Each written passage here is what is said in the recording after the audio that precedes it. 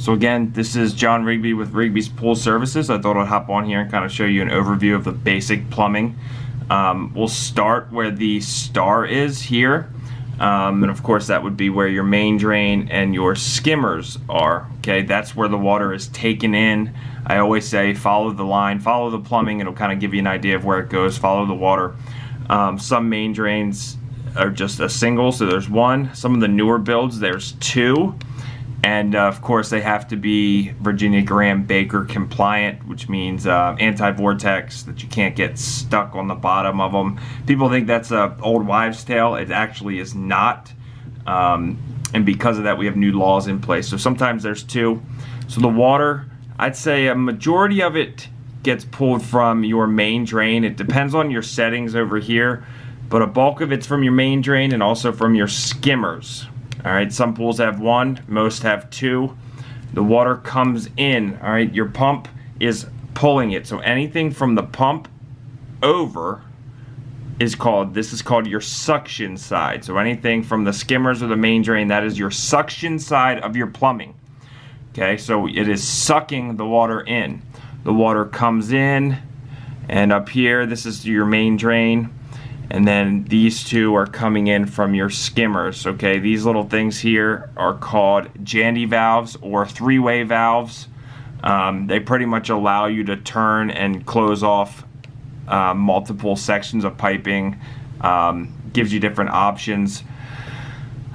This one here in particular is important. If your plumber installed it correctly, it would only close here, here, and on this side. You would never be able to close it right here, and the reason for that is so that you're not completely burning up your pump by shutting the water off completely.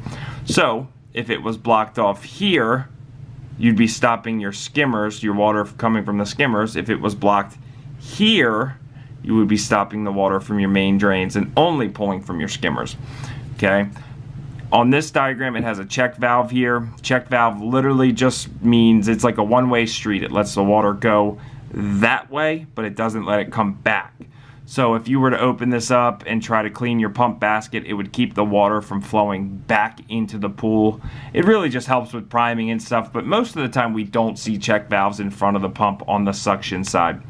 Now, here's your pump. After the pump usually goes right to the filter. Bunch of different kinds, whatever. After the filter, some people have a heater, some people don't. If you have a chlorinator and you have a heater, you'll always find the chlorinator after the heater. And the reason for that is you don't want to send high concentrations of chlorine through your heater. Okay, so your sanitizer, your chlorine, your saltwater chlorine generator is always going to be last. And then after the sanitizer, it's going back through the plumbing and back to the pool. Now this one here has a check valve.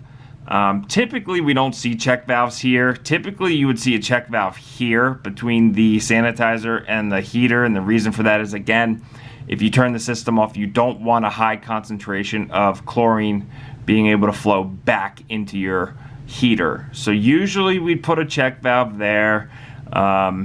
We don't care if the chlorine, the water runs back into the sanitizer, but we don't want to keep it into going back into the heater. So again, follow the water, comes in on the suction side. Everything from the pump and after we call the pressure side, because it's under pressure. Water at that point is being pushed instead of pulled. This water is being pulled, this water is being pushed. So suction, pressure. This is a quicker, a better look at what we call above the ground. Most of that stuff we just saw prior to the pump was under the ground. All this is above the ground. So your skimmer lines come in. Again, there's usually two, and there's a nice little Jandy valve there. If you were vacuuming the old traditional way, you would turn this Jandy valve to turn off, say, this skimmer to do maximum suction on the skimmer that you're vacuuming with. And right here you have the same thing. If you wanted to turn off the main drain, for instance, in the winter we blow air through the main drain, we could turn this valve to turn off the main drain and only pull through the skimmers or whatever the case may be. You can also turn this to turn off the skimmers and only pull from the main drain. What you won't find on this, this is a 3-way. It will not allow you to turn it all the way to turn this off. Now there is ways to override it. I won't get into that, but ideally they're designed with little stoppers so you can't shut this off because you don't want to burn this dry. There's your check valve again, your pump. Again, everything from the pump forward, this is your suction side. Everything from the pump after is your pressure side. So suction, pressure. Water comes in through the filter, through the pump, goes right to the filter, and after your filter, we're gonna run it through the heater, and then it comes back. There's another check valve there, and it's going right back to the pool returns.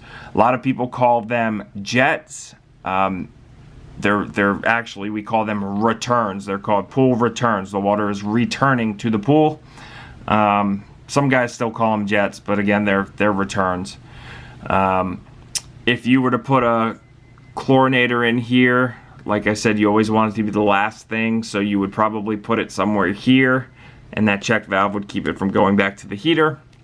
If you had an inline chlorinator, like for tabs, you'd probably tap here, and your chlorinator would be somewhere here.